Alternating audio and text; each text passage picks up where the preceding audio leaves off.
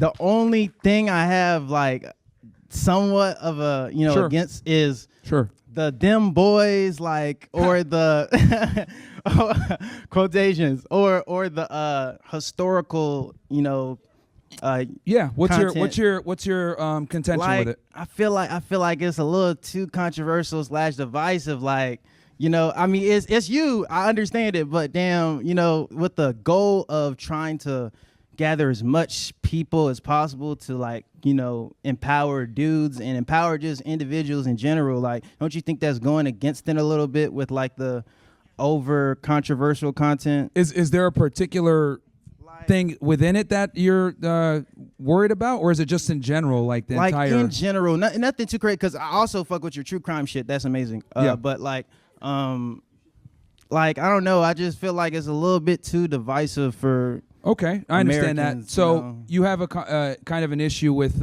guys. He's referring to Jews. That's my code word for them. So you said that you like the true crime stuff, right? I do. I enjoy it. So I covered 9/11 extensively, right?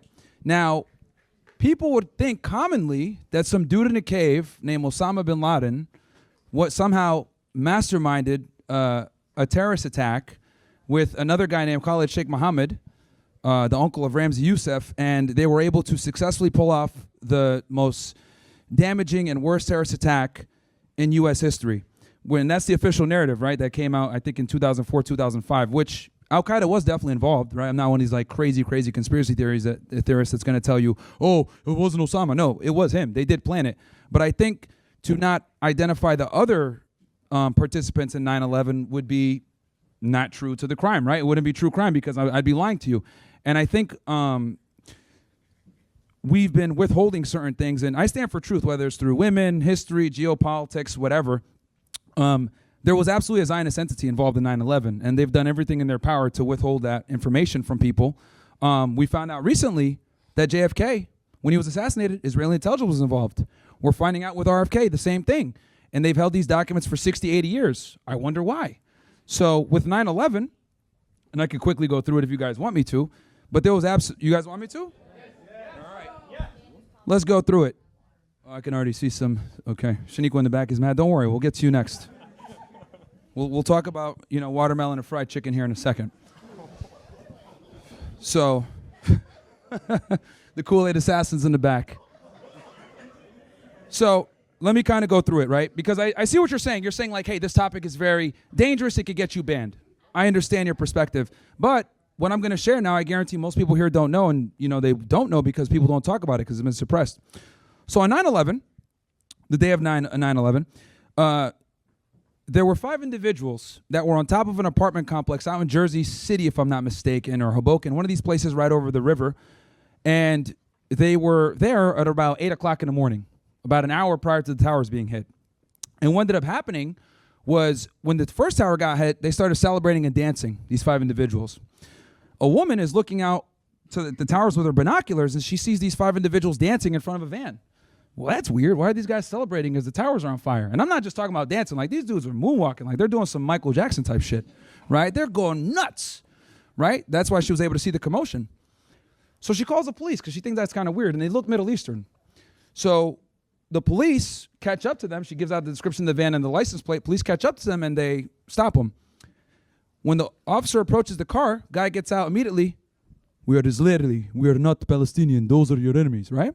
It's like, what the hell? That's kind of a weird thing to say when you're getting stopped. So they check the guys out, and they're 5 Israeli citizens, right, with large sums of cash and plane tickets to leave the country the next day. And they're driving a van called Urban Moving Systems.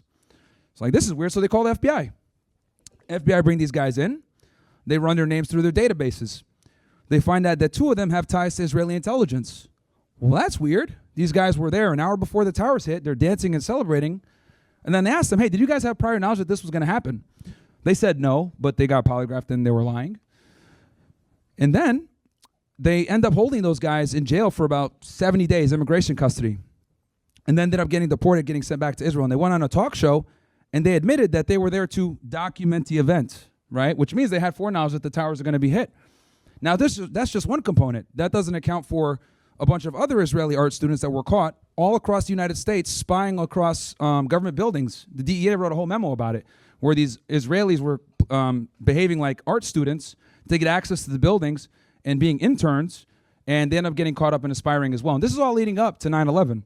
Then you find out that the buildings were purchased by a guy named Larry Silverstein, cha-ching, and he took out a very unique and unorthodox insurance policy that covered for terrorism.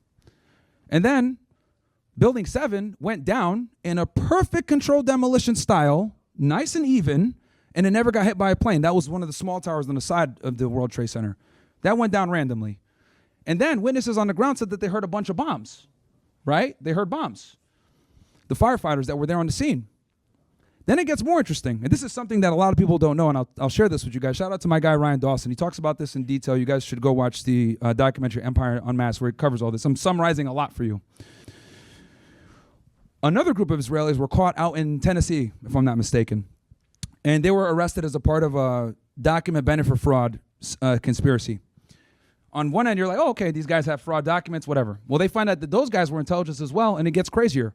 One of them had a slip that shows that they were at the World Trade Center a month or two before 9/11, okay?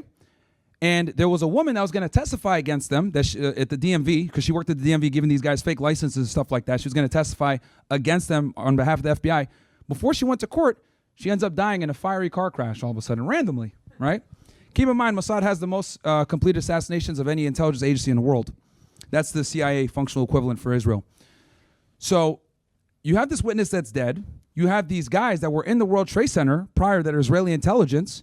They were there to do sprinkler maintenance, but the Port Authority who runs the World Trade Center didn't have a permit for them to be there. So what were they doing there, right? And then when you look at the World Trade Center, the way it went down, again, looked like controlled demolition, right? I interviewed Richard Gage on my show. He's an engineer. 3,000 plus engineers have put their career on the line saying like this was absolutely a controlled demolition for the Twin Towers and for Building 7. So look, I'm not saying the Israelis did it, but what I will say is that there's absolutely Zionist fingerprints all over it. So and they had at least at bare minimum foreknowledge of what was going to happen, and they facilitated happening. And then it gets even better. That moving company I told you about, remember they had the vans? FBI does a search warrant at the headquarters. The head of the company is a guy named Dominic Suter. They go and do the search, and they find a bunch of computers and stuff. Not likely for a moving company. Why do you guys have all these computers, all these hard drives?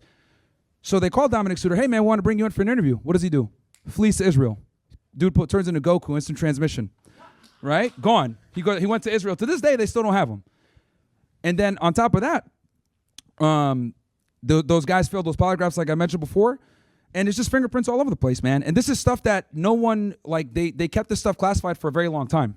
But you can look at the FBI 302s now. This is all true with these Israelis being involved. And then I haven't even talked about Team E11, how they were in the towers before, and all this other stuff. But where there's smoke, there's fire, man. So there was absolutely foreknowledge. Now, to answer your question, you're saying, hey, why talk about this stuff? Well, I guarantee a bunch of people here did not know that. They probably went off the official narrative. Hey, some dude in the cave planned an attack against us. It was Al-Qaeda, and that's it. No, it was way more than just that. So that's really what it is, man. I think that's why it's important to get that stuff out there. And then obviously what's going on in Gaza right now, I think that's something that's also important to talk about because we got kids getting killed every single day and getting bombed. And we're supporting, the extermination of children. So people need to understand the history to realize how we're in this position now where we have a foreign government controlling our government and we're paying our tax dollars to the foreign government to kill kids. That's why I talk about it. Yeah, our generation isn't cooked, though. Have faith. Nothing else.